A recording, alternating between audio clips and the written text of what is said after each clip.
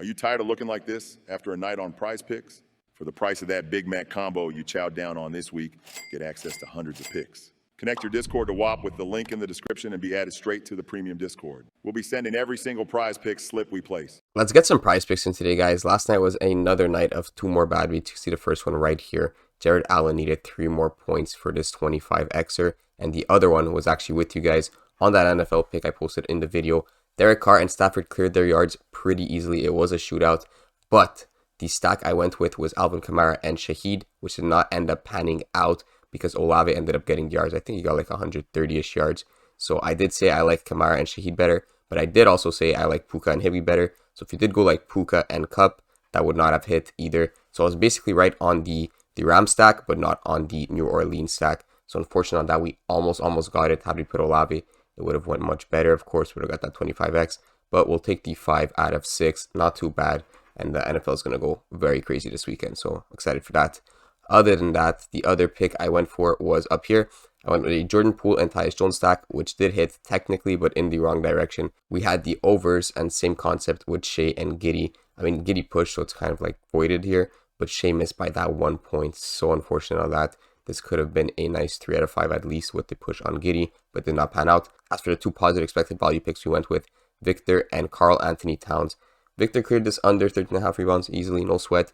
Towns also cleared the over 1.5 3-points made. I believe he had it into that second half. So it was pretty easy on that one too. And then we'll get onto the board for today. I'm going to go similar concept to last night's video. I'm going to be doing 2 stacks. And I'm also going to be doing 2 positive expected value plays. So if you guys don't like stacks, don't take the stacks. Just take the 2 positive expected value plays. So we'll go with this to start off with. The first one is going to be actually Jokic. And this is a stack I love. So if you guys don't like stacks, I recommend starting with this one. Nikola Jokic on the under 9.5 assists. We're going to pair this with Aaron Gordon on the under 13.5 points. I'll just show you the value on these, why we're taking them. First of all, Jokic does have value towards that under 9.5 assists. We did flag him on OddsJuice as a positive expected value pick. Minus 120, 54.5% likeness to hit.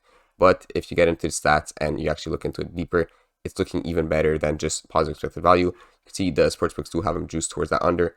BetMGM has him all the way at minus 140. Seems like DraftKings is the only one that has this over favorable. We're not too concerned with that. We're going with general consensus. Now, he has only cleared this over 9.5 43% of the time, which means the under is hitting 57% of the time. But it gets even better because we do have to consider that Jamal Murray is in, right? He hasn't played most of the season. With Jamal Murray in, his hit rate does decrease to 40% on that over 9.5, which means 60% for him to go under.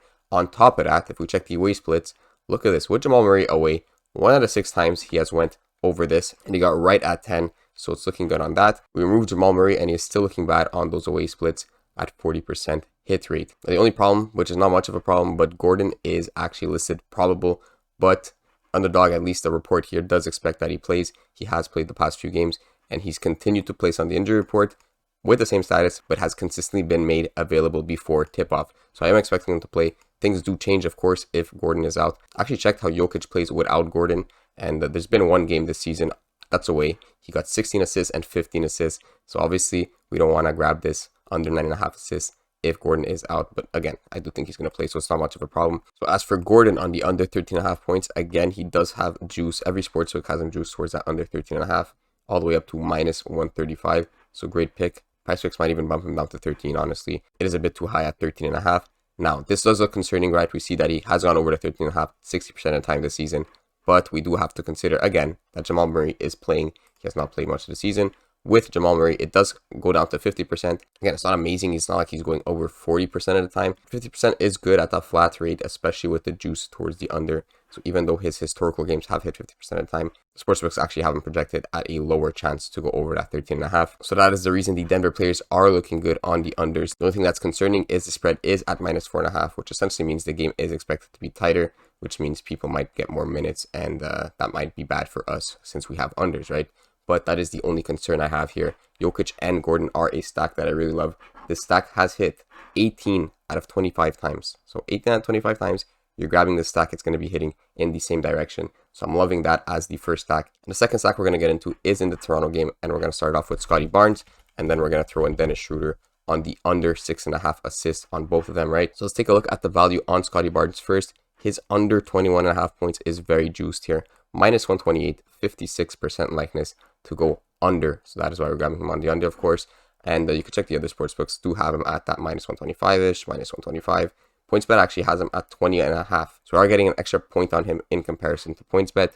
So I am liking this under 21.5. He has cleared this over 44% of the time, which means the under has hit 56% of the time. And if we throw in all his teammates who are expected to play tonight, he has hit this 10 out of 23 times. So basically hovers around that 56 to 57% of the time on that under. And of course, they are playing away tonight at Philly, and the splits do get better for us on that away. 4 out of 11 times he has gone over. We are grabbing the under, of course, so that's looking good. And on top of that, we're going with Dennis Schroeder, because again, he also has juice, minus 120, minus 128, minus 121, minus 120. It is looking good on that under 6.5. So I have 2 players juiced towards that under. Very similar to Scotty Barnes. He hits around 48% towards that over, so more likely under than not. And then on the away splits, looking as bad as Scotty Barnes. It's funny, exactly 4 out of 11. I'm not sure if they hit exactly the same in these games. No, okay, so you could see in the San Antonio game, they actually one went over and the other one under. But it does look pretty similar to these graphs, right? A lot of red in the red sections and then a lot of green in the green sections in the start and in the end. So that's what you're going to want to see when you're stacking players up. So it does look very good for us. Last thing to mention is just the spread here at minus 8.5. It's not super high. I mean, I like to see like 11.5 plus when it comes to blowout potential. But again, when it's minus 8.5, the game could get a little crazy and could end up blowing people out. Hopefully for this specific game, it ends up being a very large lead, which you'll see later. We're also taking another game at minus 8.5 or grabbing overs. So just to say, it's not too indicative of a blowout. I prefer to see like minus 12.5, 13.5 when it comes to blowouts. But the Sixers team has been popping off. These guys have been going crazy. Embiid has been unstoppable recently. So it's a good matchup here when we're grabbing the unders. Now we're going to move on to the positive expected value picks. I'm going to start it off with Kevin Durant on the under 7.5 rebounds. So under 7.5 rebounds here on Kevin Durant. You can see the juice is incredible. Minus 141, 58.5% likeness to go under. It is the best pick on this board right now. We're going to check into his stats here. The other sportsbooks have him juiced towards that minus 129, minus 125. So general consensus, juice on the under. Now he has only cleared this 35% of the times this season. But we do have to consider that Nurkic is out. See, Nurkic is out right here. But if we grab without, we can't see anything because it never happened this season. So you have to scroll all the way back to 2022, 2023, where he has still only cleared this 39% of the time. And it gets better, honestly, in 2023. In 2023 with Nurkic, because we just have to get those stats for 2023. And we throw in Booker, he has only hit this 4 out of 14 times. So there's a couple of things in our favor here. Yes, we don't get to see how he plays without Nurkic in 2023. With Booker, his chance of getting over that rebounds prop is even worse.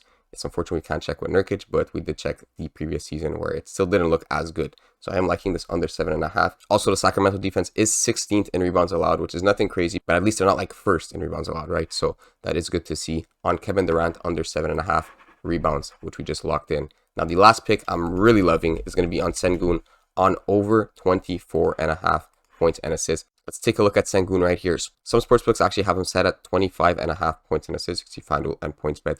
Now, DraftKings, Caesars, and BetMGM all have him juiced towards that over 24.5. And look at this. This is at 25.5 because they take the highest sportsbook on props.cash. 56% of the time he has gone over that points plus assists. We drop this down by 2. We're looking at 60% of the time that he goes over that 24 points and assists. So I do feel like we're getting good value at this 24.5. I wouldn't really take it at 25.5 because now they adjusted their lines, they corrected things.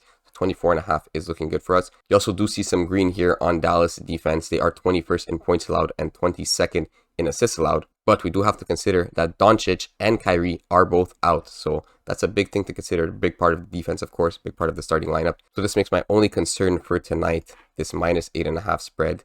If the Rockets do really pop off tonight. Like I explained with Philly, yes, 8.5 is not a crazy spread, but if the game gets out of hand and Houston starts popping off, it's not going to look for Sengun's over 24.5 points assist, unless he's the one getting most of those points to blow out the Mavericks, which could be the case, but that is why I'm going with Sengun on the over 24.5 points plus assist. Great prop there. So 2 positive replays here, and then 2 stacks. Let's get it.